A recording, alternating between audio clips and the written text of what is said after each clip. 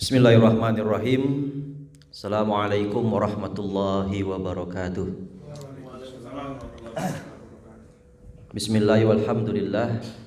Wassalatu wassalamu ala rasulillah Sayyidina Muhammad ibn Abdillah wa ala alihi wa sahbihi wa mawalah, amma ba'd.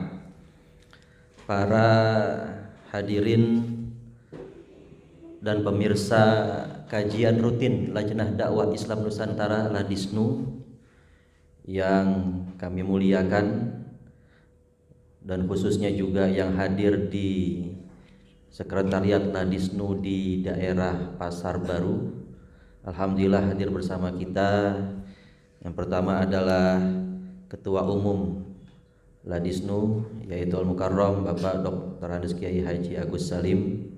Hadir bersama kita Sekjen Ladisnu Bapak Insinyur Dharma, beserta juga hadir bersama kita Al-Habib Umar As-Sagaf, dan juga yang kita tunggu-tunggu tentunya hadir bersama kita, yaitu pemateri dalam kajian kita pada hari ini, yaitu Dr. Johan Wahyudi M.Hum, dan juga pembanding yaitu Bapak Kiai Haji Muhammad Imaduddin, Master Humaniora. Belum kelar.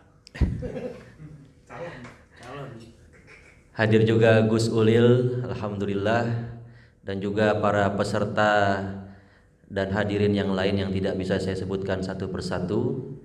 Dan untuk ngalap barokah dari acara kita ini, sehingga kemudian ilmu dan informasi yang kita dapatkan Allah jadikan bermanfaat, maka kita buka kajian rutin kita pada hari ini dengan membaca Ummul Kitab ala hadin nawaya wa ala kulli niyatin salihah ila hadratin nabiyil mustafa sayyidina rasulillah Muhammadin sallallahu alaihi wasallam. Al-Fatihah.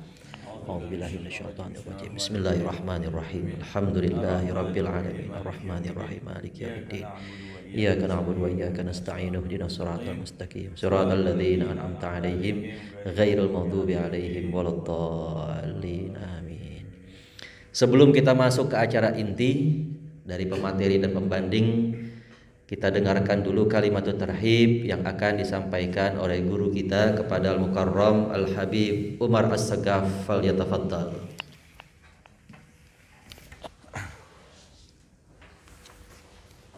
Assalamualaikum warahmatullahi wabarakatuh. Bismillahirrahmanirrahim. Alhamdulillahi rabbil alamin. Wassalatu wassalamu ala habibina wa habibi ilahil alamin Abil Qasim Muhammad Al-Fatih lima uqliq wal khatim lima sabaq Nasir haqq bil haqq wal hadi ila siratil mustaqim wa ala alihi wa ashabihi haqq qadrihi wa miqdarihi al-azim. Allahumma maghfirataka awsa' min dhunubina wa rahmataka arja' indana min amalina. Rabbi syrah li sadri wa yassir li amri wa hlul 'uqdatan min lisani yafqahu qawli. Qala Allah Ta'ala fi kitabihil karim, yarfa'illahu alladhina amanu minkum walladhina utul ilma darajat. Shadaqallahul azim. Yang saya hormati dan saya muliakan Ketua Umum Ladisnu Lajnah Dakwah Islam Nusantara, guru kita bersama Kiai Haji Dr. Andes Agus Salim, mata'anallah bituli hayatihi wa kathanallah amthalahu. Yang saya hormati dan saya muliakan Sekjen Ladisnu Gus Insinyur Dharma Azwan. Alhamdulillah beliau juga telah hadir di tengah kita. Di sini ada narasumber kita yang kita undang, yang kita tunggu-tunggu, yang mulia Al-Ustadz Dr. Johan Wahyudi M.Hum. Selamat datang Ustaz. Juga Gus Zain, Ahlan wa sahlan. Gus Kiai Imaduddin. Juga di sini ada Gus Ulil beserta rekan-rekan lainnya yang hadir, alhamdulillah rabbil alamin. Juga para pecinta Ladisnu di seluruh Indonesia dan dimanapun berada yang saya hormati dan saya muliakan. Alhamdulillah Sebelum saya mulai, saya ucapkan selamat kepada PBNU dan warga Nahdien di seluruh Indonesia dan dunia. Kemarin kita melaksanakan acara ulang tahun 1 abad Nahdlatul Ulama, dan luar biasa yang hadir juga begitu banyak dari seluruh penjuru di Nusantara, bahkan dari wakil-wakil dunia juga hadir, pemerintahan. Ini menunjukkan bahwa betul-betul Nahdlatul Ulama benar-benar berada dalam hati sanubari bangsa Indonesia dan masyarakat dimanapun berada, dan keberadaannya betul-betul dirasakan. Hadirin jamaah pengajian bulanan Ladisnu, sebagaimana kita maklumi bahwa Ladisnu untuk menambah wawasan cakrawala keislaman yang bermanfaat insyaallah bagi seluruh kaum muslimin khususnya di Indonesia, terutama pemahaman tentang Islam Nusantara, yaitu Islam, ajaran agama Islam yang diajarkan oleh para sesepuh, para ulama, para kiai, para wali di Nusantara ini, yang dengan ilmu-ilmu serta perjuangan mereka, alhamdulillah Islam di Indonesia sampai detik ini masih eksis, bahkan menjadi tolak ukur dari sisi keamanan, keramahan, cara berdakwah yang sangat indah, luar biasa. Ini alhamdulillah para hadirin yang kedua kali kajian wawasan kebangsaan, wawasan Islam Nusantara di Ladisnu, dan mudah-mudahan setiap bulannya kita akan terus mengundang para narasumber yang insya Allah sangat mumpuni di dalam bidangnya dan akan menambah cakrawala, pengetahuan, pemahaman tentang bagaimana sepak terjang orang-orang besar, para pemuka-pemuka agama Islam, dari para ulama, para kiai, cendekiawan di Indonesia khususnya, di Asia pada umumnya, bahkan kita di situ pun insya Allah kedepannya setelah menyisir ya di daerah-daerah, maka ada acara-acara di tempat-tempat, di kiai-kiai, tempat-tempat bersejarah, di tempat keramat dan lain-lainnya, para wali yang telah berjasa atas penyebaran Islam di Indonesia ini. Kita pun nanti akan ada titian muhibah, satu rahmi ke Malaysia, ke Singapura, Brunei dan lain-lainnya. Ya, kita akan turut apresiasi dan ngambil berkah dari para wali, para ulama yang dahulu telah berdakwah di tempat-tempat tersebut. Untuk mempersingkat acara ini karena kita ngulur, direncanakan jam 2 mulai. Biasa tradisi kita, untuk keberkahan kita tunggu yang lainnya. Bukan kita tradisi yang buruk, tapi dalam rangka ikhtiroman kepada yang belum datang. Kita akan mulai saja acara insyaallah. Bahkan luar biasa, judulnya juga adalah Mesianisme di Asia Tenggara. Ya, perlawanan Kiai Darmojoyo menghadapi kolonialisme Belanda akhir abad 19 awal 20. Nanti ini pakarnya sengaja kita undang, jangan lihat mudanya tapi ilmunya dan pengalamannya sudah tidak dilakukan lagi, karena memang bidang beliau yaitu Dr. Johan Wahyudi Masterhum.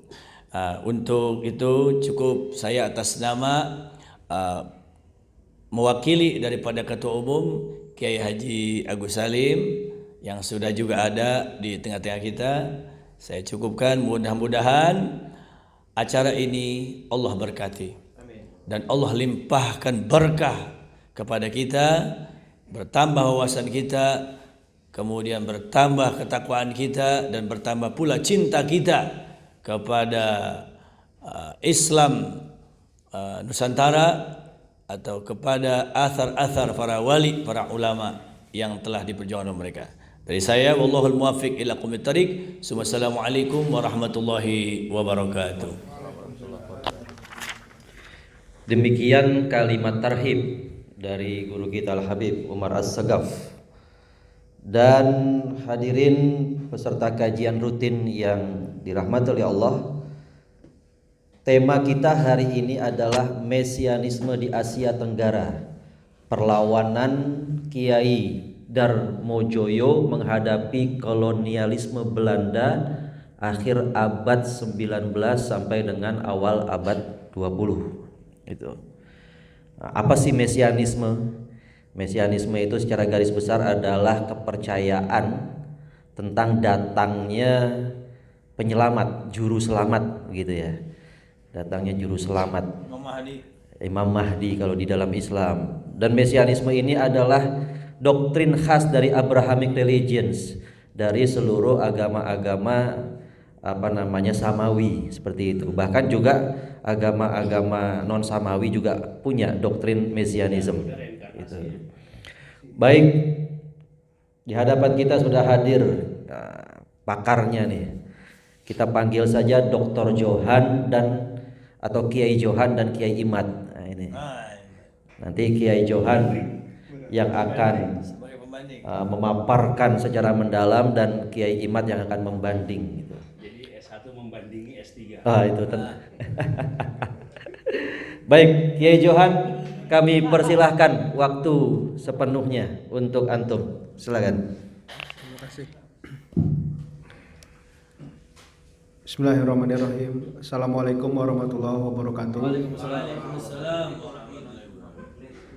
Alhamdulillah kita bisa bermuajahah ya di tempat ini.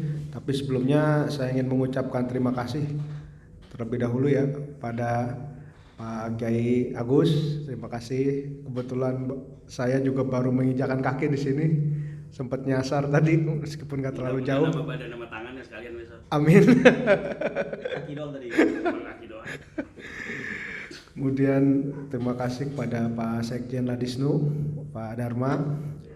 Kemudian pada guru kita Habib Umar Asegaf, terima kasih Bib.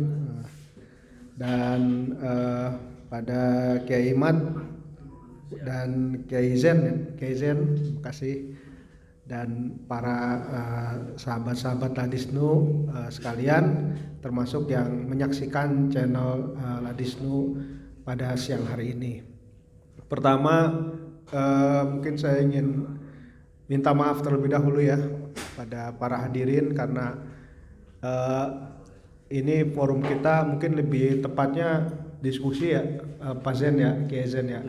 Karena tapi saya berusaha menghadirkan ya pembicaraan ini supaya lebih populis, lebih menyenangkan dan tidak membawa ini pada aspek yang saya kira kita agak susah memahami gitu. Nah, sebelum masuk terlebih dahulu saya ingin cerita dulu ya mengenai penelitian saya ini. Jadi penelitian tentang Kiai Darmojoyo ini saya lakukan sebenarnya sudah cukup lama ya. Sudah hampir, mungkin kalau saya dengar namanya itu dari kecil ya. Dari kecil itu saya sudah mendengar namanya, dan kebetulan orang tua saya asal Nganjuk. Ya, ini Kiai Darmojoyo ini dari Nganjuk. Ya. Warujayeng. Ya, Warujayeng itu justru tempat yang mau diprotes nantinya gitu. Nah, jadi dan saya sendiri juga sebenarnya ikatan dengan Nganjuk itu bisa dibilang sangat tipis karena saya lahir di Depok ya. Jadi bahasanya lebih kayak orang sini dah pokoknya gitu. Yeah. Jadi bahasa Jawa saya itu memang sangat terbatas gitu. Tapi entah kenapa ikatan batin, persentuhan-persentuhan kultural itu sangat kuat sehingga sempat muncul di benak saya ketika memutuskan untuk penelitian di S3 saya. Kebetulan saya alma mater saya di Unusia ya, di program doktoral Islam Nusantara. Itu saya tidak ragu untuk meneliti Kiai Darmojoyo, dan sekaligus ini juga tantangan buat saya ya, karena meskipun orang sudah meneliti tapi hasil penelitiannya itu sulit sumbernya begitu. Jadi itu aja sumbernya begitu. Akhirnya saya memutuskan untuk berani untuk mengambil itu. Nah, tapi sebelum itu mungkin saya perlu berterima kasih juga nih pada kesempatan ini pada Kiai Said ya. Jadi beliau, saya ingat semasa masih memimpin PBNU itu sangat gandrung sekali dan sangat gencar sekali mendorong agar kita semua, terutama warga Nahdliyin, itu menggali kembali sejarah-sejarah lama. Jadi pemahaman Islam Nusantara itu saya kira itu adalah salah satu paradigma yang harus terus kita gaungkan. Karena kenapa? Islam Nusantara terbukti efektif untuk memperkenalkan kembali konsep kesejarahan, konsep kenegaraan, dan konsep keislaman, keindonesiaan yang punya sanad gitu. Jadi secara gamblang saya kira Kiai Said itu mengkampanyekan agar ketika kita memutuskan menjadi seorang muslim, memilih guru dari kalangan para agamawan itu harus yang bersanad gitu. Jangan yang tidak jelas asal usulnya, nggak jelas mondok di mana, pesantrennya di mana, tiba-tiba menjadi guru gitu. Makanya mungkin 10 tahun satu dekade belakangan kita mengenal dengan istilah kiai Google gitu ya. Jadi hanya dengan berbekal Google tiba-tiba jadi kiai, punya jemaah dan lain-lain gitu. Nah, saya kira ini salah satu peran besar dari Kiai Said untuk menyadarkan kita semua bahwa yang namanya ilmu tuh harus punya sanad yang mutasil, yang tersambung. Jangan hanya belajar Google, belajar YouTube langsung seolah-olah kebenaran itu sudah mendekati kita. Nah, jadi konsep keberkahan sebagaimana yang kita kenal dari pendidikan pesantren, pendidikan tradisional yang mungkin sudah familiar dengan kehidupan kita itu tidak kita aplikasikan gitu. Nah, kembali kepada tema kita siang hari ini. Jadi Kiai Darmojoyo ini sebenarnya potret kiai kampung lah ya, kiai desa yang sebenarnya dia asli orang Kudus, Pak. Jadi aslinya dari Kudus, dan saya sempat mencari informasi juga di Kudus itu ada satu desa namanya Desa Gebok ya. Di sana itu memang ini masih menjadi pekerjaan rumah saya untuk mencari sanad beliau sampai di mana. Nah, kebetulan hasil penelitian saya itu hanya mendapatkan guru-gurunya ya, guru-guru dari Kiai Darmojoyo ini yang hidup di akhir pada abad 19 itu mengajinya di mana. Ada beberapa tokoh ya yang saya kira bisa untuk pengetahuan awal kita. Pertama, beliau itu mengaji kepada seseorang yang bernama Raden Bagus Suradi ya. Saya sudah melacak ini makam Raden Bagus Suradi, ternyata ada di wilayah Kudus ya, Bagus Suradi. Ya, ini makamnya itu di desa Aringan namanya ya, atau Dukuh Ngaringan namanya. Nah, kebetulan sejak muda Kiai Darmojoyo ini dulu namanya bukan Kiai Darmojoyo ya, tapi biasa lazim orang Jawa itu suka ganti-ganti nama ya. Kalau nama kecilnya siapa, sakit diganti namanya begitu. Dulu itu namanya Bagus Talban ya. Jadi Bagus Talban ini berkelana dan memutuskan untuk nyantri di Ndresmo ya. Mungkin bapak sekalian tahu ya pemirsa ya, Ndresmo Surabaya. Situ saya kebetulan kajian saya bapak-bapak ini saya termasuk orang yang cukup skeptis ya ketika hanya mendapatkan informasi dari Kilawakola gitu kalau tradisi kita ya. Kilawakola itu kan sangat akrab gitu, katanya, konon dan lain-lain. Tradisi bacot. Tradisi bacot ya. Nah, kebetulan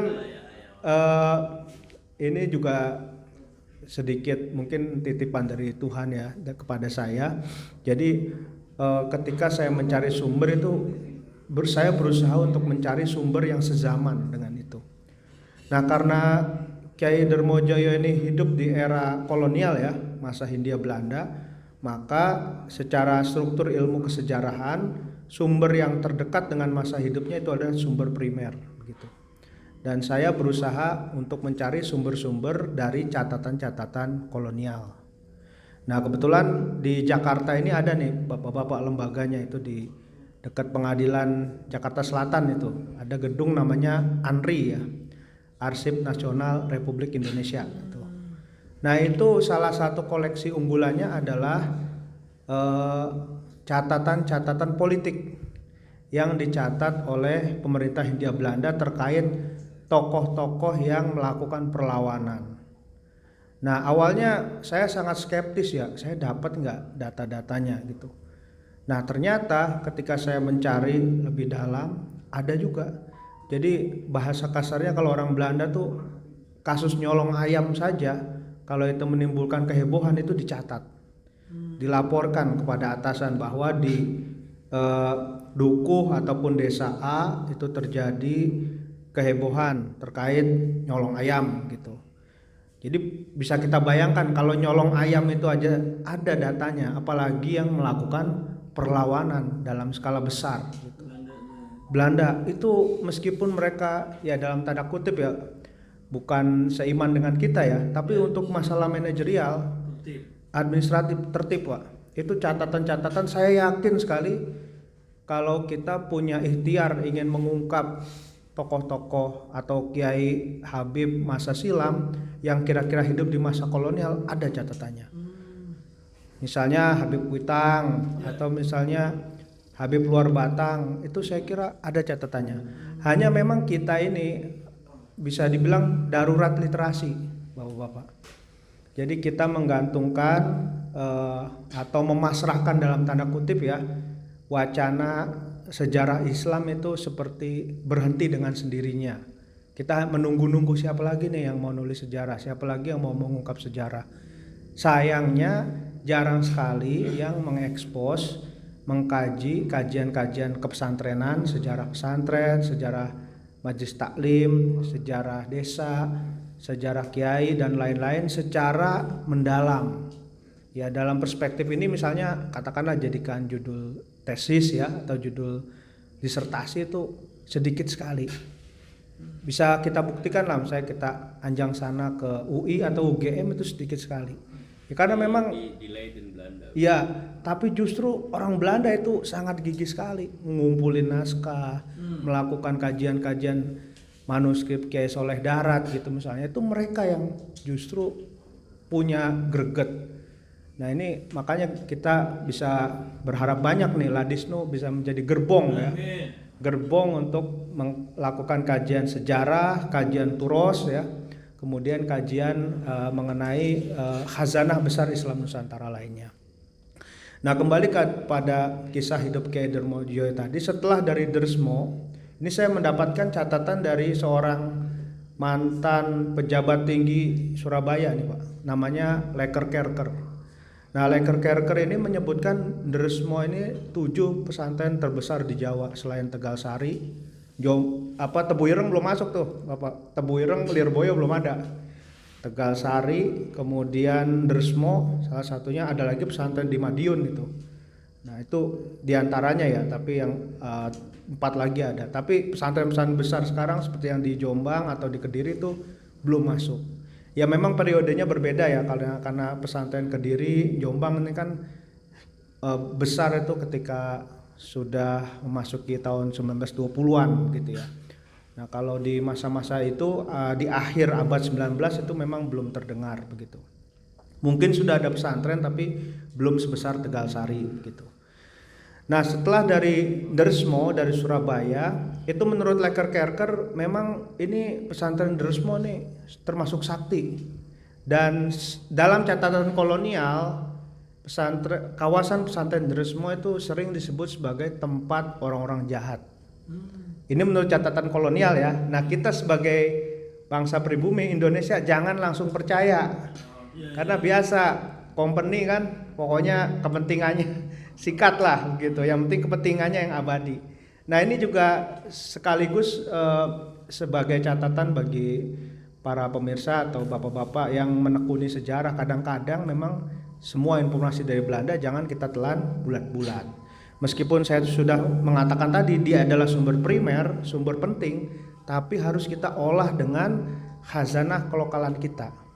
Bahasa kasarnya dalam catatan mereka itu Pangeran Diponegoro itu penjajah. Apa maksud saya? Orang yang memberontak. Tapi kita sebagai orang Indonesia kan punya ingatan kolektif kan, mereka pahlawan. Pangeran Diponegoro, Imam Bonjol itu pahlawan. Tapi dalam catatan Belanda itu kadang dinistakan sedemikian rupa. Dianggap sebagai pemberontak, biang rusuh, apalagi kalau sudah menyangkut haji nih yang lagi baru-baru ini rame ya. Haji ini dikategorikan sebagai alat orang muslim untuk indoktrinasi anti kolonial. Ya, begitu. Jadi para haji ini kan niatnya mau ke Mekah ya pengennya menggenapkan kewajiban ya, kunjungi Mekah. Tapi pulang-pulang tuh jadi biang-biang kerok melakukan perlawanan gitu. Makanya Belanda itu antara senang tidak senang sama orang haji itu. Nah, Kiai Darmojoyo ini Bagus Talban ini ketika sudah dari Indresmo dia baru belajar ke Tegal Sari. Jadi alurnya nih muter. Pertama ke Surabaya, habis itu baru ke Ponorogo. Nah, di Ponorogo ini menurut catatan kolonial yang saya dapat, dia mendapat suatu ilmu lah ya, atau suatu pengetahuan yang namanya Raja Muka. Nah, Raja Muka ini memang terkenal sekali ya, Bapak dan pemirsa sekalian, bahwa ini salah satu katakanlah ilmu hikmah ya, ilmu hikmah yang ada seorang peneliti Belanda lainnya bernama Ineke van Kessel ya, dia menyebutkan bahwa Raja Muka ini kalau di daerah Jakarta dan sekitarnya sering digunakan untuk ilmu ngilang, ilmu sirep. Bisa Iya. lagi nggak tuh? Nah, bisa Pak. Jadi saya kebetulan selain meneliti di Nganjuk, saya banyak meneliti hal lain. Nah, itu ketika saya meneliti tentang sejarah Batavia ya dan sekitarnya, ya era-era Pitung ya, Jampang gitu. Itu kan banyak di sekitar-sekitar Tangerang ya. Kemudian di sekitar-sekitar pinggiran-pinggiran Jakarta itu kan banyak kekerasan. Kekerasan dalam tanda kutip, orang kita merampok babah-babah Tionghoa gitu ya, atau merampok iya semacam tuan tanah Kedaung kan zaman-zaman dulu tuh. Nah, itu kan kasusnya banyak gitu ya. Ya tentu ini enggak semuanya ya, hanya beberapa pihak yang dianggap merugikan. Itu di mereka tuh rumahnya dibobol tapi pakai ilmu petungan, Pak. Ilmu petungan mungkin pernah dengar ya. Ngitung hari, kapan nih hari baik, hari buruk. Iya, hari pasaran, petungan mungkin bahasa Jawa ya, ilmu petungan. Nah, selain pakai ilmu petungan, kapan nih kira-kira hari baiknya dia untuk beraksi membobol rumah orang-orang medit gitu ya, orang-orang ya pelit begitu. Itu selain menggunakan ilmu petungan, itu menggunakan jimat yang namanya Raja Muka, Pak. Raja Muka semacam wafak begitu ya. Jadi semacam wifik begitu yang isinya skema-skema angka dan huruf hijaiyah yang kalau bisa digunakan kita nggak ketahuan masuk rumah. Kalau Orang. pitung lagi mandi dicolong sama Mat Pelor. Iya bener. Mat Pelor iya. Matnya. GI zaman dulu ya. Kena ditembak ke peluru emas. Nah iya begitu. Nah ini Kiai Darmojoyo itu mendapatkan ilmu itu, tapi dalam penelitian yang saya dapatkan memang tidak ada perilaku semacam itu. Ya mungkin karena jauh dari Surabaya kan gitu. Nah, selain dia adalah santri Kelana ya, karena gemar santri, ya secara dini beliau juga mengajarkan atau setidaknya beliau melakukan, Bagus Talban ini adalah kegiatan-kegiatan yang sifatnya wirausaha.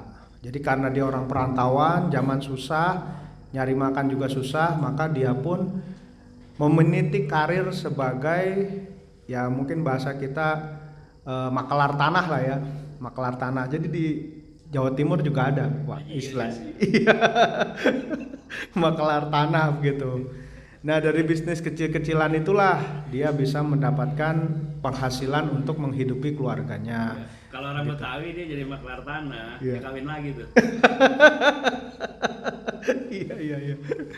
Ya, mengkelar tanah. Nah, begitu dia sudah siap mempunyai harta yang cukup, barulah membuka pesantren gitu. Nah, kebetulan di Nganjuk itu, terutama di daerah Kecamatan Tanjung Anom, Pak, itu ada satu bisa dikatakan dukuh lah ya, di bawahnya desa itu ya. Dukuh namanya Bendungan. Jadi Bendungan itu Bagus Talban ini membabat alas wilayah tersebut dan mendirikan pesantren gitu. Nah, kalau dilihat dari formasi keilmuannya memang lebih kental dengan ajaran-ajaran kejawen ya Pak. Misalnya dalam memberikan cerita, kemudian memberikan wejangan-wejangan itu banyak dengan bahasa Jawa.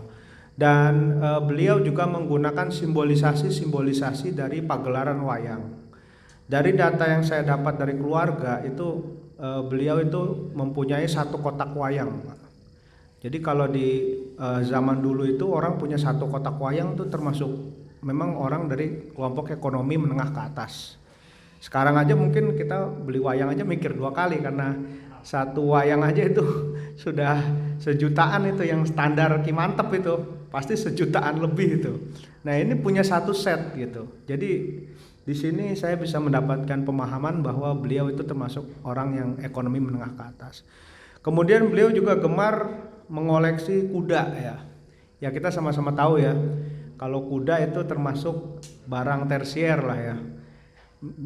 Saya kira kalau orang zaman sekarang mending mikir mobil dulu daripada beli kuda gitu kan. Nah, itu beliau itu sudah mempunyai kesadaran untuk mengkoleksi kuda gitu.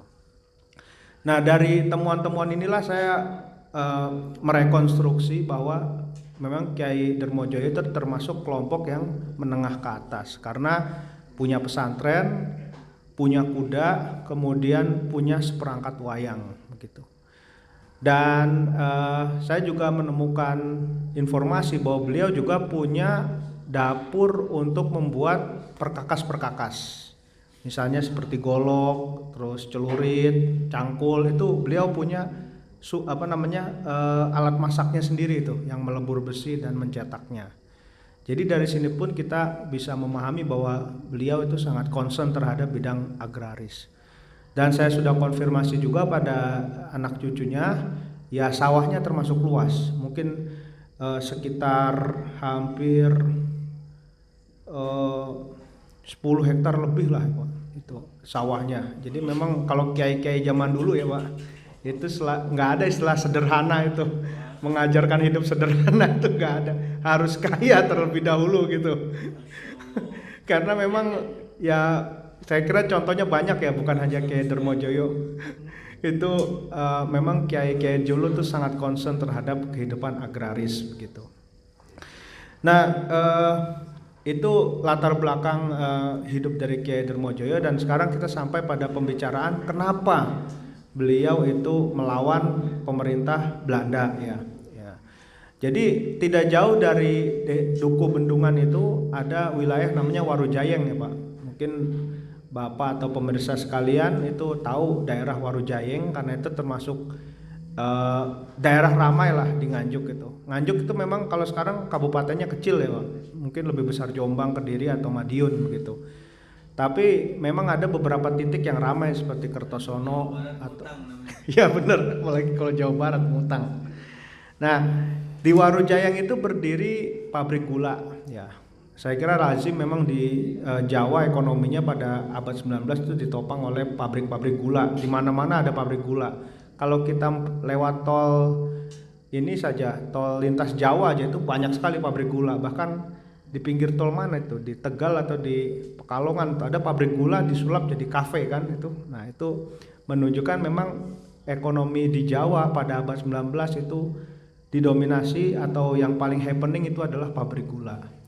Bahkan seorang peneliti Belanda namanya Robert van Niel itu menyebutkan kita Hindia Belanda, maksudnya Nusantara ya, pada masa itu adalah pemasok gula nomor 1 di dunia. Makanya itu kenapa kalau Bapak berkeliling ke Pulau Jawa banyak sekali pabrik gula. Di Jombang aja itu pabrik gula belasan, di Nganjuk itu ada sekitar 8, belum di Kediri, Merican, Solo dan tempat Colomadu dan lain-lain gitu. Banyak sekali pabrik gula karena kita nih pernah mendapatkan titel sebagai negara pengekspor utama gula dunia begitu. Diabetes. Ya, jadi untuk kasus gula usus pabrik di Warujayang itu namanya pabrik gula Kujon Manis ya. Nah itu memang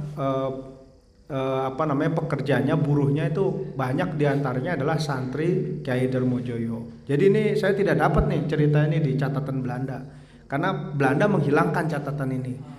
Tapi saya mendapat dari keturunannya bahwa mereka mengeluhkan ya ini kan ada kiai, biasanya kiai itu kan bukan hanya guru ngaji ya, tapi juga tahu keluh kesah masyarakat begitu. Jadi mendapat keluhan, upah sedikit, kemudian terjadi kesewenang-wenangan, dan anehnya begini Pak, saya mendapatkan dalam sumber yang lain ya, bahkan terkesan dalam kasus lain, dalam catatan Belanda itu ada aksi sabotase yang dilakukan oknum dalam catatan itu ya, yang melakukan pembakaran di rumah orang-orang Belanda dalam komplek pabrik gitu. Jadi kesannya orang kita nih kriminal lah gitu. Pegawai Belanda rumahnya dibakar, bahkan anak kecil tuh ada yang meninggal di dalamnya gitu. Itu kalau kita baca arsip Belanda, tapi kita nggak tahu tuh bakarnya kenapa. Baru saya dapat compare dengan sumber lokal, sumber lisan bahwa memang ada ketidakadilan, ada pemerasan, ada penjajahan dalam perspektif ekonomi, sehingga masyarakat Jawa itu mengadukan nasibnya ke Kiai Darmojoyo.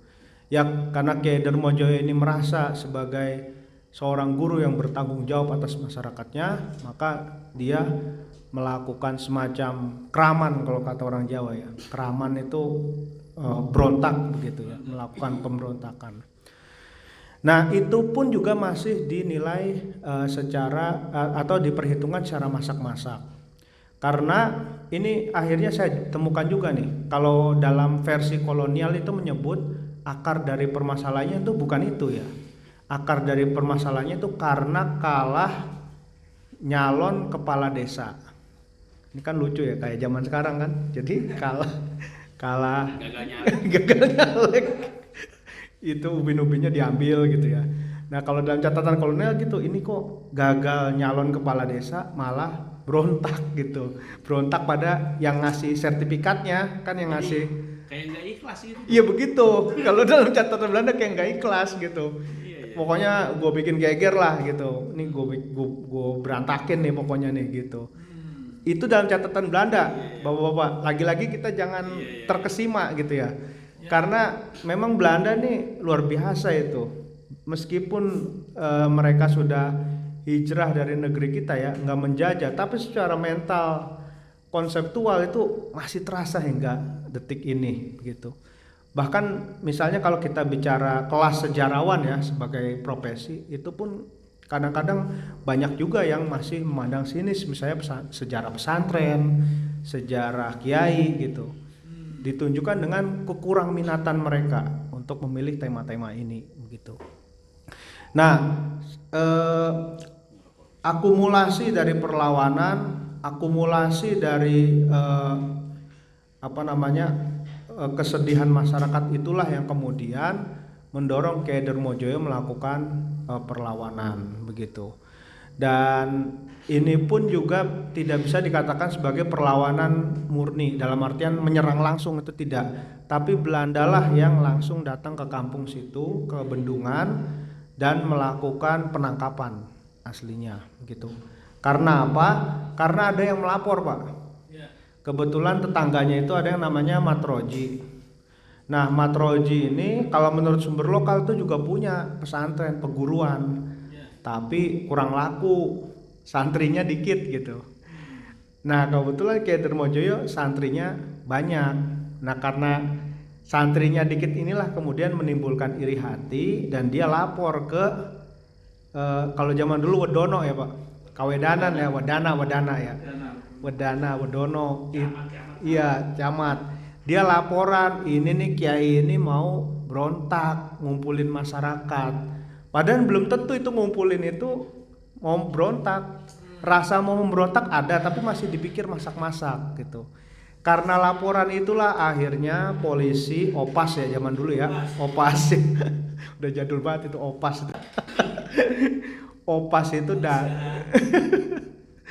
Opas itu datang grebek mau melakukan penangkapan. Ya karena ini yang ditangkap kiai otomatis santrinya membela. Dan disinilah terjadi perang 1 hari, saya bilang. Perangnya nggak lama, cuma 1 hari. Nah, perang 1 hari, tapi dalam 2 waktu, Pak. Di pagi hari itu luar biasa, santri-santri lumayan itu, kayaknya diajari ilmu silat juga itu, karena menurut sumber lokal itu santri-santri itu bisa main pencak silat, ngadu ilmu dan lain-lain gitu. Nah itu sampai dalam catatan Belanda itu menewaskan Bupati Nganjuk pada saat itu. Jadi bayangin aja tuh, namanya priai Jawa itu kan pasti dilapisin tentara pasukan-pasukan ya. Itu santrinya bisa menewaskan. Ini sudah bisa kita bayangkan itu ya keadaannya crowded. Dulu sakti-sakti ya. Santrinya sakti-sakti. Dulu. Nah, ketika perang itu menunjukkan ini pasukan Nganjuk dulu nih yang gerak ya, opas-opasnya. Rupanya kalah. Akhirnya Residen Kediri nelpon ke Gubernur Surabaya. Ini tolong dibantu kita nih pasukan. Udah kalah telak nih gitu. Udah kalah gitu. Akhirnya siang hari dari Surabaya itu diberangkatkan pasukan.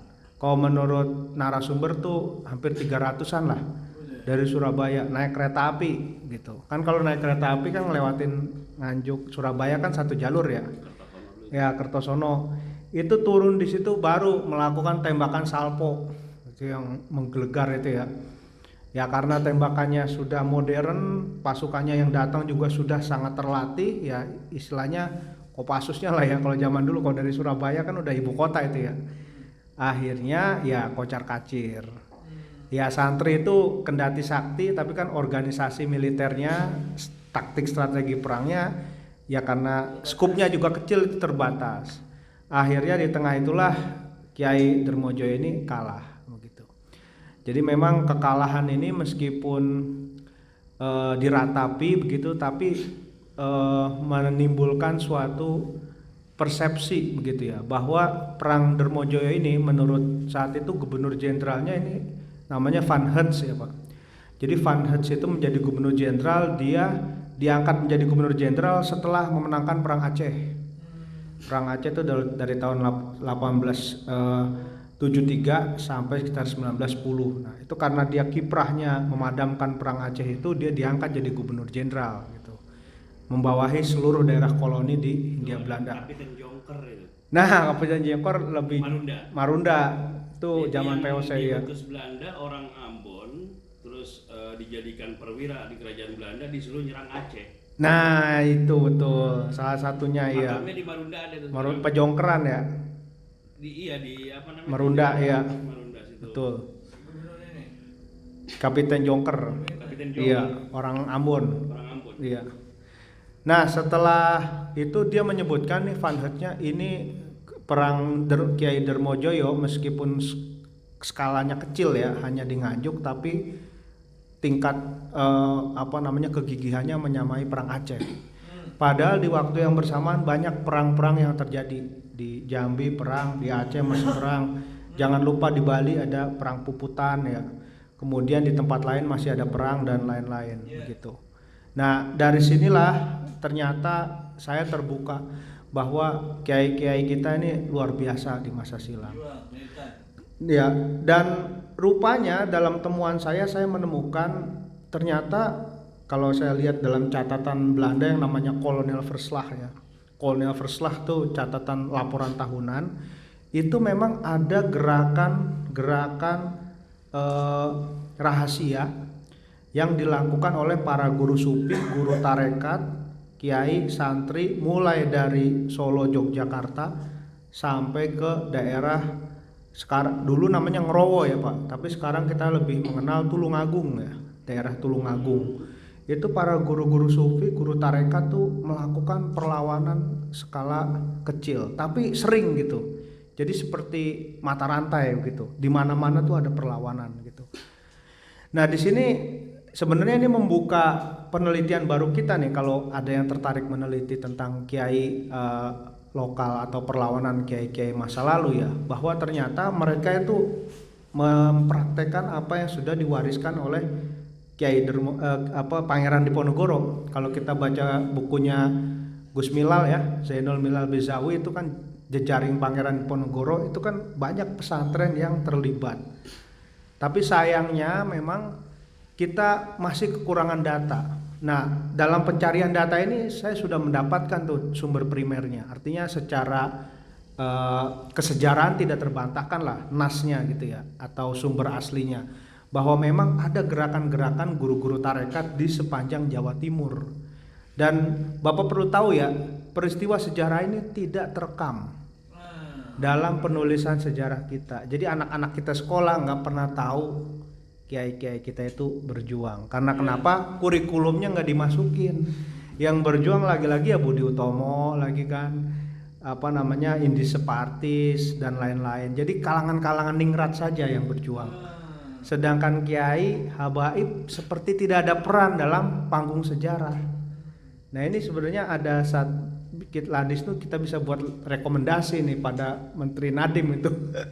Ini profil ataupun kiprah para kiai masa lalu perlu kita masukkan biar anak cucu kita yang belajar itu mengenal bahwa kiai itu juga tonggak patriotisme bangsa, bukan hanya Bung Karno lagi, Bung Hatta lagi. Baru saya kira ini juga jasa Kiai Said ya, Bapak ya. Ini memperkenalkan tokoh-tokoh, terus kalangan NU tuh kiainya jadi pahlawan nasional. Negara sudah mulai menghargai lah. Hanya mungkin ya karena ini konsepnya beda lagi, bukan tidak menggaungkan Islam Nusantara ya. Perjuangan kita masih belum selesai rupanya begitu. Ya itu sekelumit ya, nanti bisa kita lanjutkan pada sesi diskusi. Saya kembalikan pada Kiai Zen. Terima kasih Kiai Johan atas paparan pengantarnya. Ini pengantar yang sangat menarik, nanti akan kita elaborasi lagi secara lebih mendalam. Banyak sekali sebenarnya pertanyaan-pertanyaan yang akan muncul dari paparan awal Kiai Johan. Namun sebelum kita diskusi lebih dalam lagi, sama-sama kita dengarkan pembanding kita, yaitu Kiai Imad yang akan memberikan paparan pembandingan. Silakan Kiai. Assalamualaikum warahmatullahi wabarakatuh. Bismillah, alhamdulillah, wassalatu wassalamu ala rasulillah sallallahu alaihi wasallam, amma ba'd. Yang sama-sama kita hormati Ketua Umum Ladisnu Abi kita Kiai Haji Agus Salim, atallahu baqa'ah wa mata'anallah fi dhuli hayatih. Kepada pengurus yang lain, guru kita Habib Umar Segaf, Sekjen Pak Dharma Guzen, dan pemateri kita Dr. Johan Wahyudi. Saya sama beliau ini sama-sama di Unusia, cuman saya tesisnya belum selesai, dia S3-nya udah selesai. Bedanya itu aja. Sekarang disuruh jadi pembanding. Jadi lebih cocok pembanding gitu, kayak main layangan. Jadi menarik, saya itu kurang lebih 10 tahun tinggal di Kediri, tapi baru dengar Kiai Darmojoyo ini sekarang. Kediri itu kan ya saya bolak-balik Nganjuk, Warujayeng, Gringging, dulu kan Kertosono gitu. Hampir apal lah daerah Nganjuk, tapi baru dengar. Kalau yang sering itu malah ke Mojosari dulu, saya ziarah Mbah Zainuddin. Jadi menarik, Mbah Zainuddin itu di pesantren Mojosari itu pesantren, termasuk pesantren tua. Kayaknya sezama dengan Tegal Sari itu ya, Ponorogo itu ya. Iya, itu tua juga dari masa Belanda juga udah ada. Itu menarik. Maulid ya, acara Maulid di pesantren Mojosari itu biasanya pakai musik segala macam lah itu. Itu Mbah Hasyim Asy'ari itu nggak setuju itu. Ya. Jadi sempat polemik. Nah suatu hari Mbah Hasyim Asy'ari itu mimpi sholat jamaah yang imamin Mbah Zainuddin Mojosari. Ya itu kisahnya itu. Jadi kewaliannya Mbah Zainuddin Mojosari itu di atasnya Mbah Hasyim. Nah setelah itu udah Mbah Hasyim diam, udah terserah Mojosari. Sampai sekarang di Mojosari itu kalau sekarang itu ya, kalau dulu ada tamu atau wali santri gitu nggak bawa jajanan itu ke pesantren itu, sendal jepit dipotong-potong itu. Iya dikasih tamunya, itu uniknya pesantren Mojosari itu gitu. Entah kalau Mbah Jalil Mustaqim. Oh iya. Jadi sendal jepit dipotong-potong, Bib. Jadi tamunya suruh makan. Kalau dia nggak bawa jajan, nggak bawa apa-apa gitu. Maksudnya jangan pelit gitu loh. Itu pesantren Mojosari. Dan itu dibiarkan sama Mbah Zainuddin, itu dibiarkan itu. Sampai sekarang saya nggak tahu apa itu masih ya kayak gitu. Nah itu Nganjuk gitu ya, daerah Nganjuk. Dan dari literatur yang saya baca, ya termasuk Kiai Darmojoyo ini jaringan Pangeran Diponegoro. Beliau itu berguru kepada murid-muridnya Kiai Hasan Besari.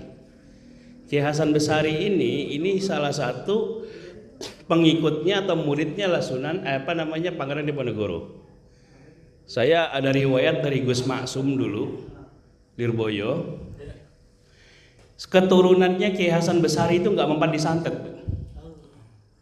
Termasuk keturunan itu Mbah Maksum itu, Gus Maksum Lirboyo, itu Gus Maksum yang ngomong. Jadi jejaring Pangeran Diponegoro ini ya ini yang melahirkan pesantren-pesantren di Jawa banyak gitu. Jadi tidak cuma tradisi perjuangan, kemudian tradisi keilmuan juga yang dibangun oleh jejaring Pangeran Diponegoro ini. Ya. Termasuk di Betawi sendiri ya. Itu pengaruh Mataram ya. Pengaruh Mataram itu sangat kuat. Makanya dulu ada daerah namanya Matraman, itu kan tempat pelariannya pengikutnya Sultan Agung menyerang Belanda yang kalah.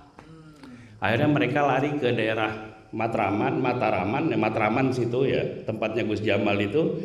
Makanya jadi nama daerahnya itu Matraman sampai sekarang. Dan banyak juga masjid-masjid tua di Jakarta ini itu dibangun oleh pasukannya Sultan Agung. Itu sejarahnya. Ya. Cara menghancurkan suatu bangsa ya, itu adalah dengan menghapus sejarahnya. Ya, jadi cara yang paling efektif untuk menghancurkan sebuah bangsa itulah menghapus sejarahnya. Cara menghapusnya adalah pertama dengan menghilangkan peninggalan arkeologisnya. Itu satu. Yang kedua, Belanda ini datang ke Indonesia tidak cuma merampok kekayaan alam negeri kita. Jadi nggak cuma merampok ekonomi kita, tetapi juga merampok kekayaan intelektual bangsa kita. Dan tujuannya apa? Biar bangsa kita ini nggak tahu bangsa ini kita bangsa inlander, bangsa yang bodoh, bangsa yang nggak punya peradaban. Itu dirampok semua, makanya semuanya dulu. Bahkan karyanya Wali Songo, karyanya Sunan Bonang. Jangan dikira Wali Songo itu nggak punya karya. Sunan Bonang itu punya karya namanya Kitab Primbon, dan itu manuskripnya ada di Leiden, di Belanda, dan orang mengakses itu sulit. Di situ ya saya baca, termasuk referensi dalam tesis saya juga itu bukunya Alwi Shihab itu. Ternyata dari Kitab Primbon tersebut itu kandungan isinya secara fikih mazhabnya Syafi'i, akidahnya Asy'ari, dan tasawufnya di situ persis tasawufnya Al-Ghazali. Jadi pertanyaan kenapa kok di Nusantara ini mazhab Syafi'i, kemudian tasawufnya Asy'ari, kemudian akidahnya Asy'ari, tasawufnya Al-Ghazali? Ya karena memang sejak awal Islam yang masuk di Nusantara ini adalah mazhab Syafi'i yang berasal dari Hadramaut. Kalau kita ngikut di kitab nasabnya Habib Abdurrahman Al-Masyhur, kitab Habib namanya? Ya, itu keturunan Wali Songo, berasal dari Amil Faqih Alwi bin Ubaidillah, kemudian yang ke daerah di India Selatan di sana Di sana berketurunan, bahkan bangun kerajaan di sana. Kemudian selama berabad-abad tradisi Arab bertemu dengan tradisi Asia, tradisi India. Dari sini kemudian lari ke daerah Champa. Nah, dari Champa inilah Jamaluddin Husain Al-Akbar menurunkan Wali Songo. Jadi kalau dibilang Alawiyin dari Hadramaut ini sudah migrasi ke Nusantara ini berapa periode gitu. Periode pertama eranya Wali Songo itu. Tapi yang udah nggak kelihatan Arabnya. Kenapa? Karena sudah berakulturasi dengan kebudayaan. Jadi lewat berapa peradaban? Peradaban India, peradaban Champa, kemudian baru ke Indonesia. Jadi Arabnya udah hilang. Nah, baru yang migrasi Alawin yang terakhir abad ke-19 murni dari Hadramaut langsung ke Nusantara. Makanya tradisi-tradisi Hadramaut itu dibawa sekalian gitu. Dan ini mempengaruhi juga tradisi Betawi. Kayak ane, ente, kemudian pernikahan orang Betawi itu mirip tradisi Hadramaut. Ya. Jadi cara untuk menghancurkan sebuah bangsa yang dilakukan Belanda itu adalah menghilangkan sejarah agar bangsa kita ini dianggap bangsa yang nggak punya peradaban, bangsa yang bodoh, inlander, sehingga mudah diadu domba. Jadi jangan salah, perang-perang besar yang terjadi ya di Indonesia ini seperti perang Aceh, perang Diponegoro, perang Jawa. Perang Jawa itu kan cuma 5 menit maghrib dari 1825 sampai 1830. Waktu maghrib. Maksudnya 1825 sampai tahun 1830, 5 tahun. Ya kan habis maghrib. 1825 sampai 1830. Jamnya 18:35. Ya tahun 1825 sampai 1830 berakhir perang Jawa dengan ditangkapnya Pangeran Diponegoro. Dan ternyata pasukan Belanda, jadi kita jangan ngira pasukan Belanda yang memerangi Diponegoro itu orang Belanda semua. 80% orang kita. 80% orang kita. Orang mana? Orang Ambon, orang Maluku, termasuk Kapiten Jongker itu tadi. Jadi Kapiten Jongker ini ya, dia itu orang ini apa namanya, orang Saparua, kalau apa Saparua Pahal Mahera gitu ya. Dia ini masuk militer Belanda, dikasih pangkat, disuruh nyerang Diponegoro. Pasukan-pasukan dari Sulawesi, dari Ambon, termasuk disuruh nyerang Aceh. Termasuk di Sulawesi Selatan itu ada namanya Arupalaka. Kita nggak bisa nyebut nih orang pengkhianat apa pahlawan gitu loh. Jadi Arupalaka ini dia itu kerajaan Bone itu diserang sama kerajaan Goa, Sultan Hasanuddin. Dia sakit hati sama Sultan Hasanuddin, akhirnya apa? Dia masuk menjadi militer Belanda. Dia dapat pangkat, ya. Akhirnya apa? Kayak karena digaji, dia suruh menyerang Aceh.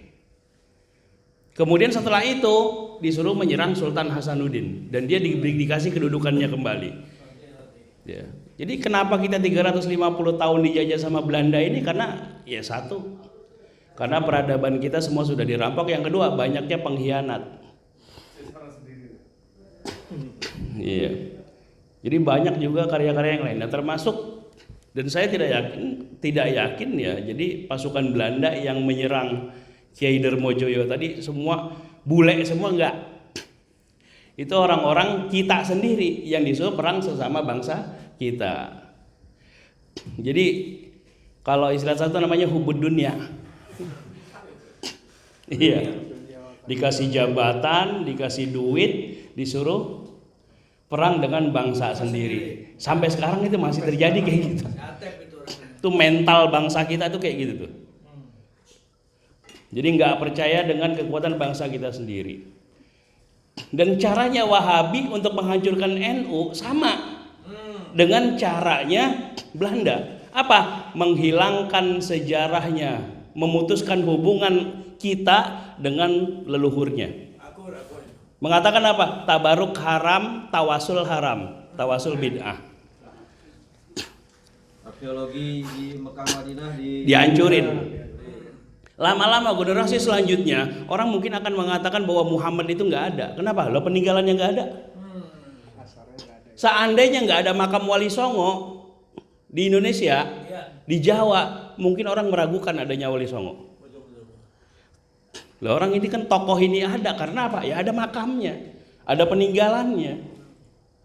Itu bukti otentik yang nggak bisa dibantah.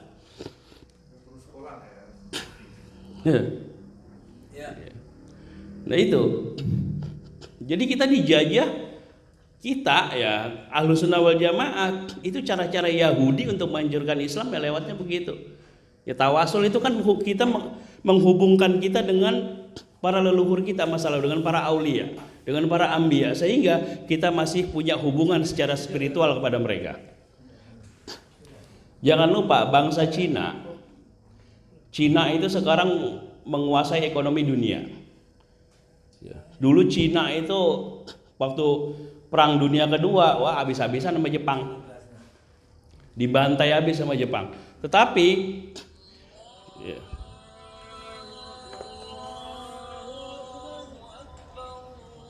HP ada azannya begini. Iya udah masuk Islam.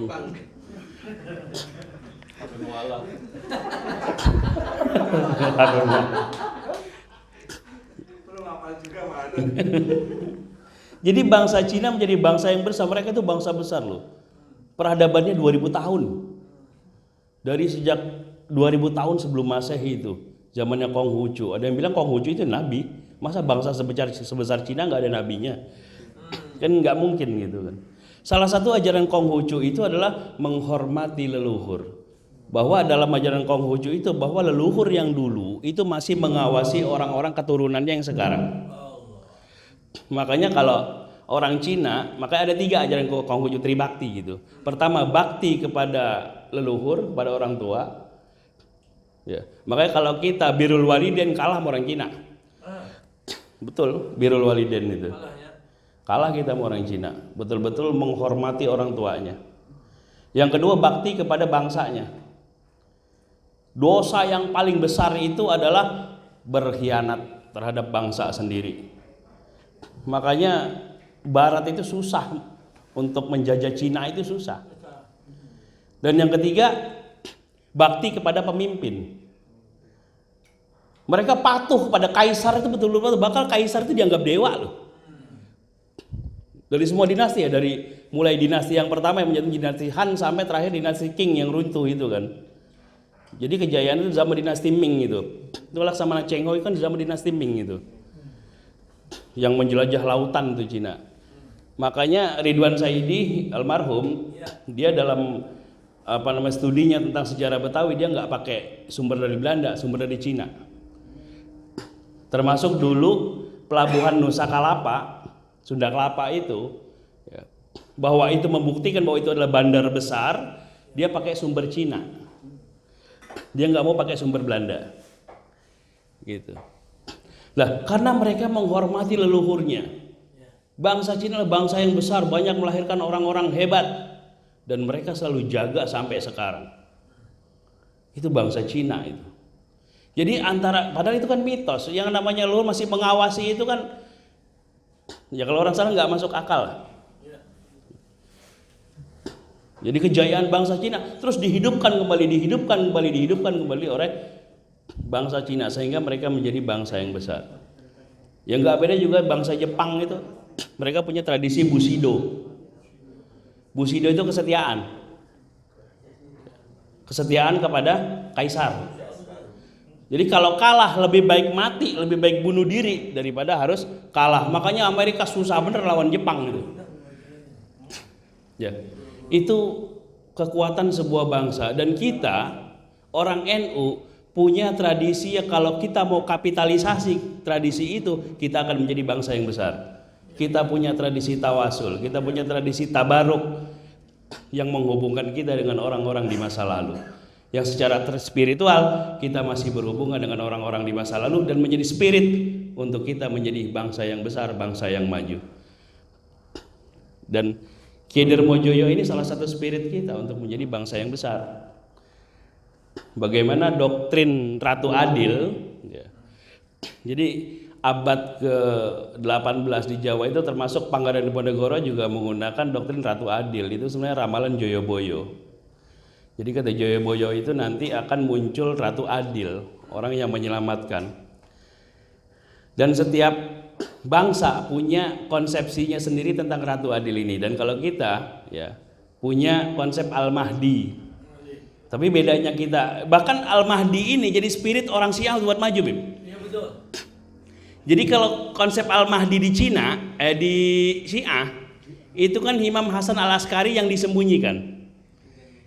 Ya, keturunan Husain kan.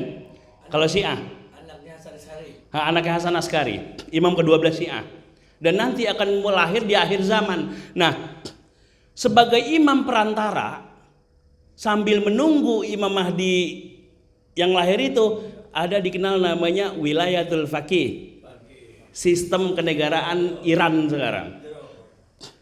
Yang pertama wilayatul faqihnya Khomeini, kemudian sekarang Ali Khamenei. Iran biar Syiah mampu menciptakan drone yang canggih, dibeli sama Rusia. Kita bikin drone elang hitam nggak jelas sampai sekarang. Itu Syiah. Kenapa? Spirit Karbala. Ya, itu kayak jadi semacam apa ya? Orang mati yang menghidupkan. Pokoknya spirit Husain, spirit Karbala itu udah masuk ke dalam jantung orang-orang Syiah itu, sehingga mereka nggak pernah kenal menyerah. Tuh Syiah. Ya. Harus kita akui, nama orang-orang Syiah itu seperti itu. Ya. Hebat. Indonesia banyak modal. Bahkan sampai sekarang itu di apa Syiah, di Cina, Jepang itulah bangsa, kesimpulannya lah bangsa yang besar itu adalah bangsa yang menghormati para leluhurnya, yang menjadikan leluhurnya tersebut sebagai spirit untuk melakukan sebuah kebangkitan. Dan itu masih ya bagi kita punya itu, punya apa namanya tradisi itu, cuman ya kita kurang bisa mengelaborasinya gitu, menjadi semangat untuk kita menjadi bangsa yang besar. Saya kira itu ya yang bisa saya sampaikan. Saya kembalikan kepada moderator. Wallahul muwaffiq ila aqwamit thoriq. Assalamualaikum warahmatullahi wabarakatuh.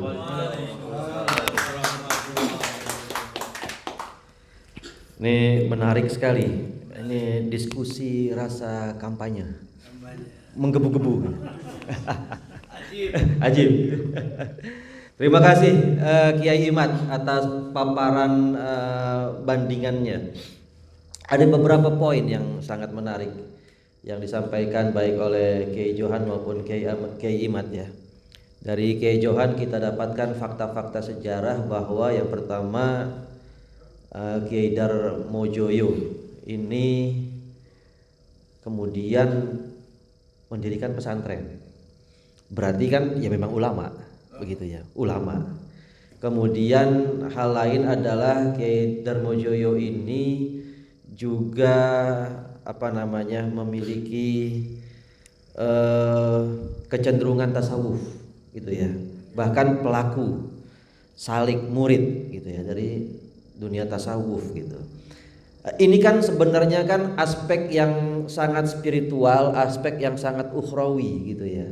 Tapi kemudian kenapa seorang Kiai Darmojoyo dengan aspek spiritual ukhrawi yang sangat kental ini itu justru kemudian memimpin perlawanan terhadap penjajah yang notabene aspeknya ini duniawi banget gitu.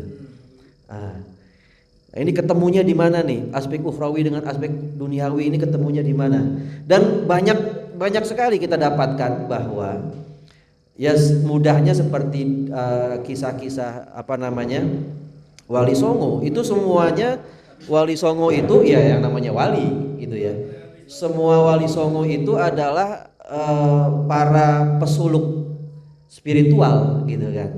Tapi di sisi lain beliau itu adalah juga pejuang-pejuang kemerdekaan gitu ya, pejuang-pejuang ketidakadilan. Itu. Nah, ini bagaimana kita bisa mengkompromikan antara aspek duniawi dan aspek ukhrawi ini? Silakan Kiai Johan untuk mengelaborasi. Baik, terima kasih Kiai Zen. Ya, memang ini ada dua hal yang saling bertolak belakang ya. Kalau kita membedah keseharian dari seorang kiai atau tokoh agama secara umum.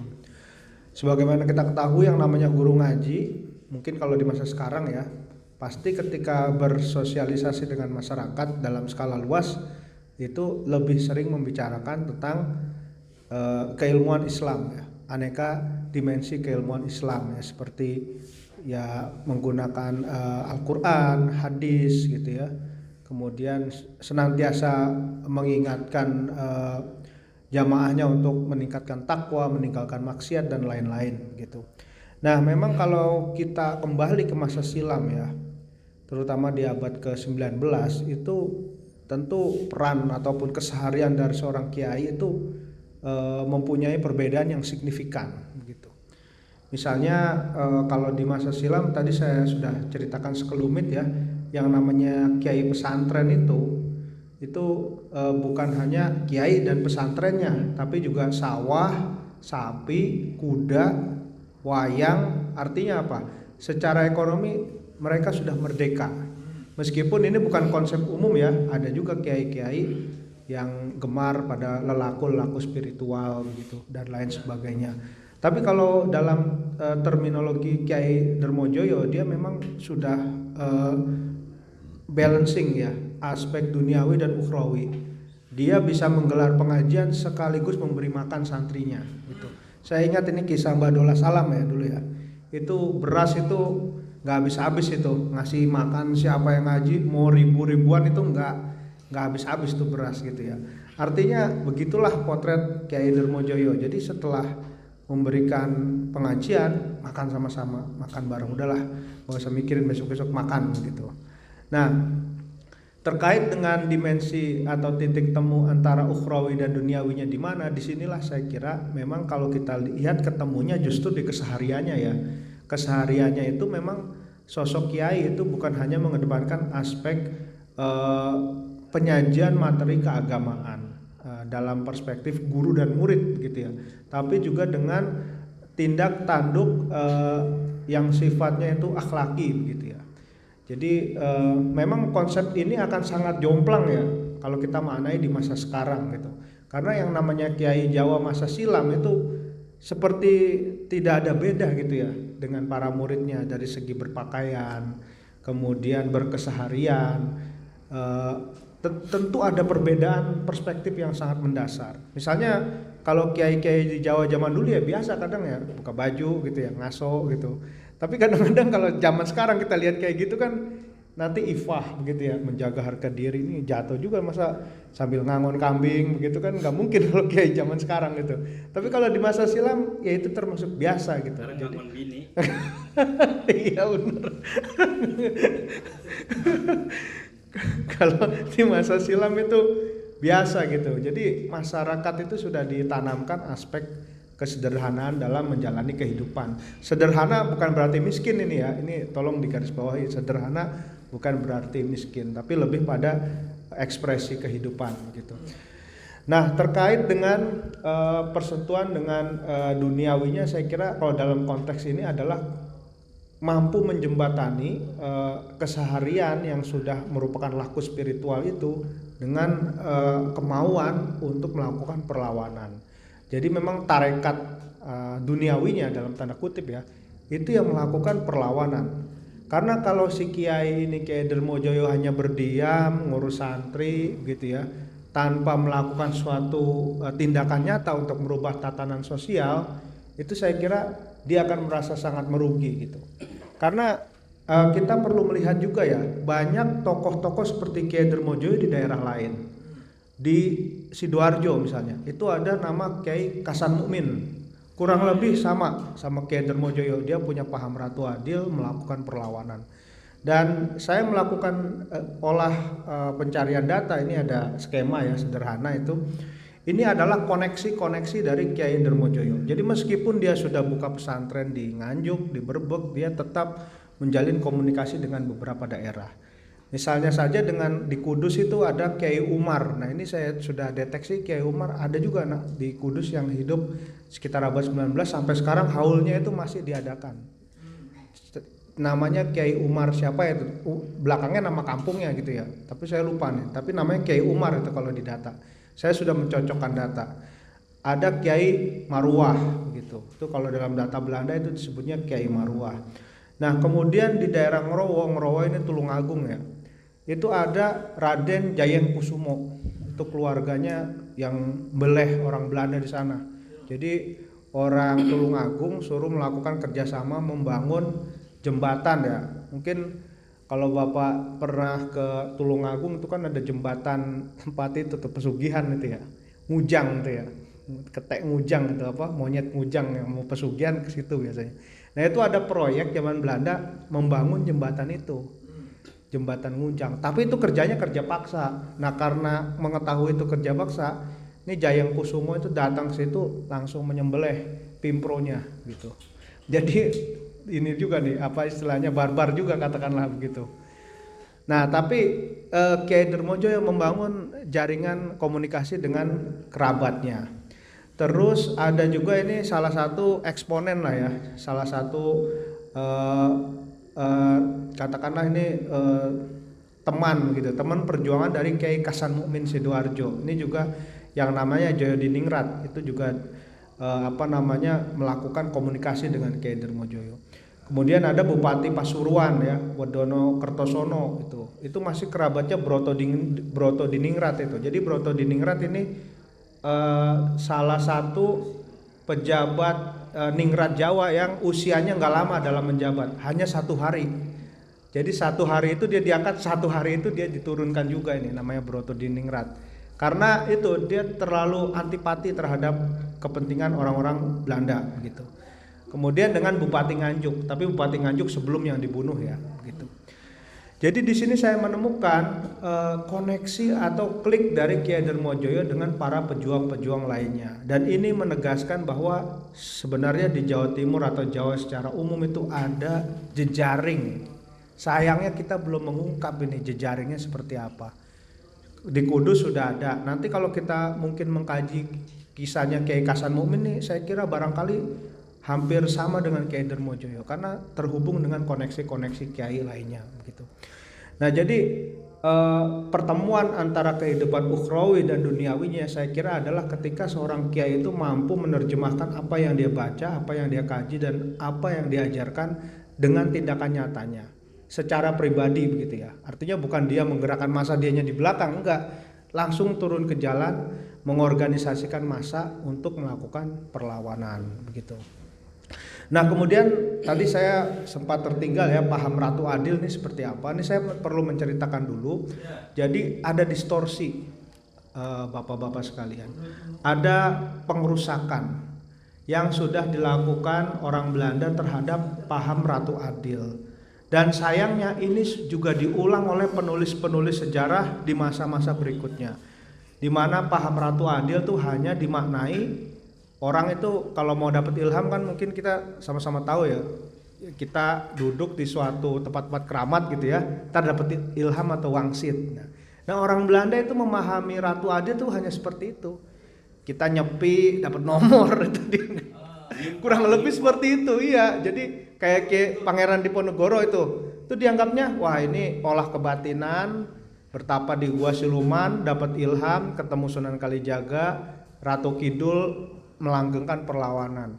Nah sebenarnya justru dalam disertasi saya membantah itu, membantah itu. Kita sebagai umat Islam kita percaya konsep berkah, konsep kebatinan, konsep yang menghubungkan kita secara fisik dengan roh para leluhur di dunia sana, itu kita percaya. Tapi Ratu Adil yang dimaksud di sini bukan berarti yang sifatnya duduk dapat wangsit itu bukan. Itu kalau kata ya beberapa penulis-penulis barat tuh seperti itu. Jadi seperti paradigma ngawang-ngawang gitu ya. Meskipun ya kurang lebih tawasul mungkin gitu. Ya masalahnya orang Belanda, orang barat nggak ngerti itu konsep tawasul. Jadi udah pokoknya ini orang percaya yang gaib, kekuatan gaib, udahlah mistis, tapi bukan sedalam kita memahami itu begitu ya. Nah orang Belanda itu menulis itu, misalnya ada penulis Belanda namanya Van der Kroof ya. Van der Kroof itu bilang ya pokoknya kalau yang namanya mesianisme, paham Ratu Adil itu dilakukan untuk melakukan perlawanan lah, karena seseorang itu rindu akan datangnya juru selamat. Dan juru selamat ini biasanya si orang-orang yang suka memberontak itu mengaku-ngaku gitu. Ya seperti sekarang kan yang terakhir tuh sampai sekarang aja kalau ikutin berita masih ada yang ngaku Ratu Adil yang di Kerawang itu. Mengaku juru selamat gitu kan. Jadi memang pandangan itu sudah mengalami distorsi. Nah, dalam perspektif ini saya mau mengklarifikasi bahwa seperti yang dilakukan Kiai Darmojo itu tidak seperti itu. Jadi konsep Ratu Adil itu hanya pantulan saja. Hanya satu titik atau satu puncak dari banyak puncak-puncak lain. Salah satunya adalah Jadi cuma istilahnya aja yang dipakai gitu. ya, jadi itu karena orang Jawa pada umumnya mengerti istilah itu digunakan untuk menggerakkan massa. Tapi di balik itu ada paham anti kolonialisme. Pakai itu juga, pakai Ratu Adil. Ya, sayangnya itu nggak ditulis oleh orang Belanda. Jadi nggak disebut. Ada orang kerja di pabrik di pabrik gula, terus dia mati atau menderita. Itu nggak ditulis sama orang Belanda sama orang Barat. Jadi mereka nggak peduli sama kondisi kiai kita atau leluhur-leluhur kita yang mati di ladang, mati di sawah karena ngerjain tuan tanah Belanda atau tuan tanah Tionghoa. Itu nggak ditulis sama mereka. Nah, jadi kalau kita masih terus mengacu pada penulisan sejarah yang seperti ini, sampai kapan kita hijrah dari pembodohan ini gitu. Jadi seolah-olah kita harus menerima itu taken for granted gitu, ya begitu saja gitu. Tanpa adanya pembaruan, rekonstruksi lagi.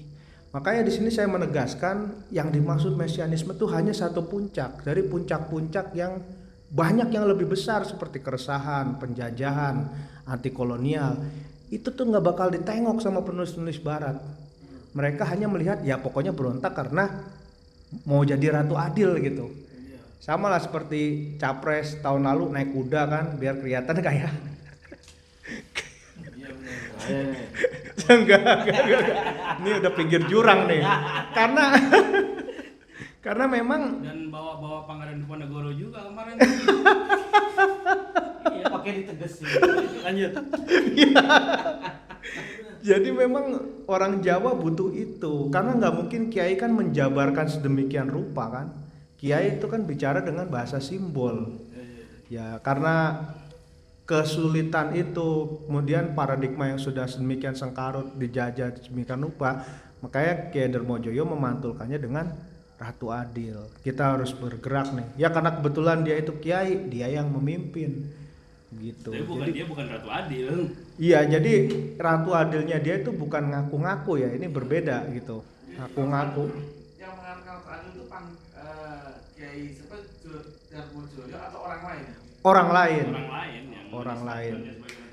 Iya, tapi kalau karena ini ya saya kan berusaha mengeksplor banyak hal ya. Dalam catatan-catatan Belanda itu mendefinisikan Ratu Adil itu ya dia sendiri gitu.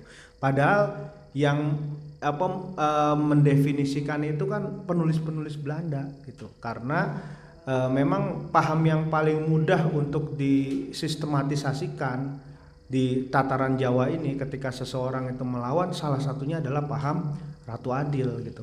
Mereka melawan karena Ratu Adil, ini melawan karena Ratu Adil, tapi nggak mau melihat penyebab lain seperti keresahan sosial, penjajahan, anti kolonial itu nggak bakalan dilihat oleh orang-orang Belanda gitu. Jadi memang di sini kita perlu hati-hati ya. Disinilah gunanya kita sebagai orang Indonesia itu menafsirkan data-data Belanda. Jangan menelan bulat-bulat. Kita sebagai user ya, kalau dalam terminologi ilmu sejarah itu kita pengguna loh. Kita pengguna sumber dan kita bebas melakukan penafsiran sesuai dengan konsep sejarah yang ada di negeri kita masing-masing. Karena kalau kita tidak begitu ya kita ngikutin Belanda terus sampai kapanpun. Seperti kita ngikutin Quran lah. Sholatnya Nabi ya begitu ya kita kayak gitu. Nah, kalau dalam kategori kajian sejarah yang nggak bisa seperti itu, kita masih punya ruang untuk menafsirkan data begitu. Saya kira begitu, Kiai Jen. Ini ada poin, kita tepuk tangan dulu. Ada poin penting klarifikasi dari Dr. Johan ini. Pertama, bahwa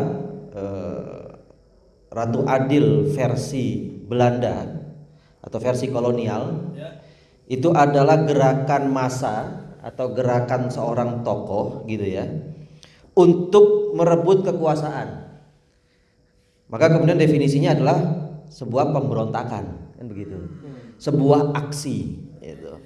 Berbeda dengan dari hasil yang risetnya Dr. Johan, yang namanya Ratu Adil itu bukan aksi. Ratu Adil adalah reaksi dari fenomena ketidakadilan, penjajahan, penindasan dan sebagainya, kan seperti itu. Ini penting sekali untuk kita catat. Kemudian Kiai Imad tadi menarik sekali. Kiai Imad bicara tentang peradaban dan sebagainya. Yang saya bisa ambil kesimpulan adalah bahwa bangsa yang besar itu sangat tergantung pada keterpeliharaan peradabannya, gitu ya. Ketika peradaban bangsa itu tidak terpelihara dengan baik, maka bangsa itu sulit untuk menjadi besar. Ini tolong Kiai Imad untuk bisa dieksplor lebih dalam lagi tentang apa yang jenengan katakan itu dan kaitannya dengan proyek Masyru' Fiqhil Hadarah, proyek fikih peradaban yang menjadi tema besar 1 abad NU. Silakan. Ya ayyuhalladzina amanu taqullaha wal tanzur nafsum ma qaddamat lighad, kan begitu konsepnya ya. Artinya untuk merencanakan masa depan itu kita harus mengevaluasi masa lalu. Artinya kita mempelajari bagaimana kita menjadi bangsa yang besar.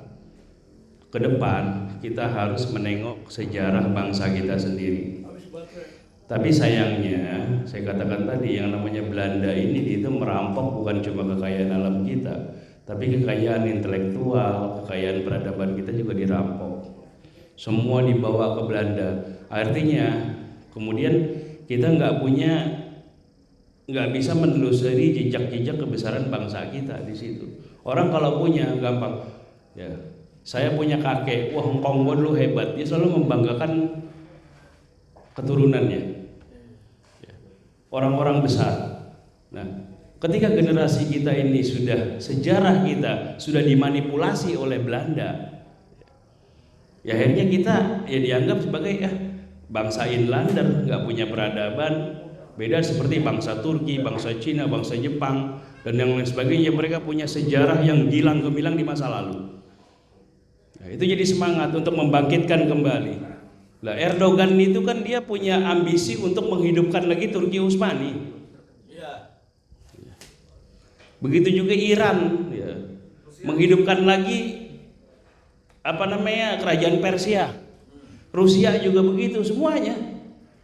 Jadi punya romantisme masa lalu. Lah kita apa? Itu menjadi kesulitan kita untuk maju. Gitu ya. Makanya kebudayaan tuh harus diperkuat, ya, kebudayaan tuh. Ya. Makanya kalau kita abai terhadap kebudayaan kita, ya makanya kita jangan harap kita akan menjadi bangsa yang besar. Dulu ya, di Jepara itu ada namanya Ratu Kalinyamat. Dia perempuan memimpin armada Demak melawan pasukan Portugis untuk menyerang Malaka. Perempuan, gila nggak? Dia punya apa? Dia berhasil bikin meriam sendiri. Ya, dulu kan yang bisa bikin meriam itu kan bangsa Barat. Meriam hebat tuh, Portugis, Belanda. Ini Ratu Kalinyamat berhasil membuat meriam asli produk Jepara. Ya. Jadi teknologi metalurginya sudah maju dulu, zaman dulu. Zaman Ratu Kalinyamat. Begitu di Aceh ada namanya Laksamana Malahayati. Dia ini panglima perang, ya, dia pemimpin janda-janda namanya Inong Bale. Jadi yang para pejuang-pejuang Aceh itu yang suaminya meninggal di medan perang, ini janda-janda dikumpulin nih sama Laksamana Malahayati. Memang Inong Bale janda. Jadi pasukan janda itu menyerang armadanya Cornelis de Houtman dari Belanda VOC, sampai head to head loh. Laksamana Malahayati dengan Cornelis de Houtman kalah itu head to head, Bib. Jadi bangsa Aceh, kerajaan Demak, ya, itu punya kekuatan militer maritim yang luar biasa itu dulu. Tapi begitu karena Orde Baru Pak Harto lo nggak percaya sama angkatan laut dan angkatan udara yang sudah tersusupi oleh PKI, akhirnya apa yang dibesarkan angkatan darat kan begitu. Padahal kita ini kan negara kepulauan yang mestinya yang lebih berkuat itu maritim. Lah Amerika aja punya 7 armada di dunia loh. Semua lautan di dunia itu Amerika punya 7 armada, punya 13 kapal induk.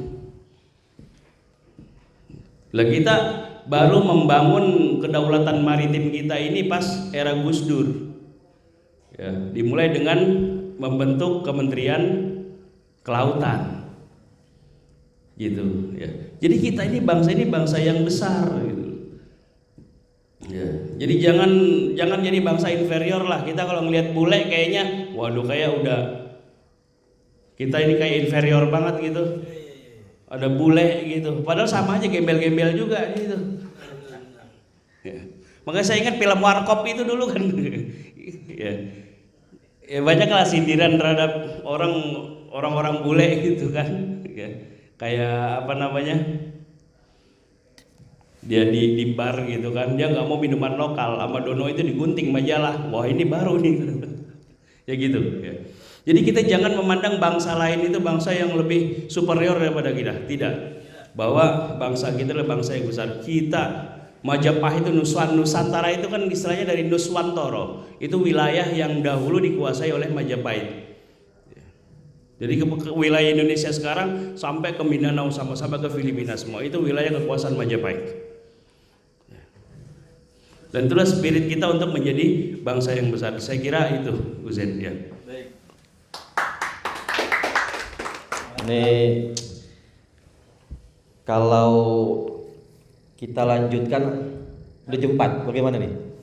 Baik. Karena ini sangat menarik gitu ya, sangat menarik. Tadi saya yang awalnya ngantuk aja tiba-tiba langsung semangat lagi untuk menyimak. Ini sangat menarik sekali, tapi karena waktu yang tidak mungkin kita pungkiri dan tidak mungkin kita lawan karena sudah masuk waktu asar, sudah lewat bahkan. Pertama yang kita bisa tarik kesimpulan adalah apa yang dikatakan oleh Kiai Imad, bahwa kalau kita Nusantara, bangsa Indonesia ingin besar, maka wajib hukumnya kita memelihara peradaban kita, termasuk sejarah kita. Islam Nusantara itu caranya menggali. Islam Nusantara itu caranya menggali khazanah peradaban Nusantara untuk memperbesar kedikdayaan ya, untuk mempertahankan dan mengembangkan kehormatan dan kedikdayaan kita sebagai bangsa Indonesia. Dan apa yang dilakukan oleh Kiai Johan dengan penelitiannya tentang Mesianisme tadi itu adalah salah satu kerja nyata dari sebuah usaha untuk mengeksplor khazanah peradaban kita demi kejayaan peradaban kita ke depan. Sekali lagi kita berikan tepuk tangan untuk Kiai Johan maupun Kiai Imad. Terima kasih atas waktu dan kehadiran Kiai Johan dan Kiai Imad dan juga para pemirsa sekalian, baik yang ada di studio Ladisnu maupun yang ada di rumah. Kita akan bertemu lagi dalam kajian-kajian rutin yang lain yang tidak kalah menarik insyaallah. Dan dumtum fil khair wal afiyah. Kita tutup dengan doa kafaratul majlis. Subhanakallahumma wa bihamdika nasyhadu an la ilaha illa anta astaghfiruka wa atubu ilaik. Wallahul muwaffiq ila aqwamit thoriq. Wassalamualaikum warahmatullahi wabarakatuh.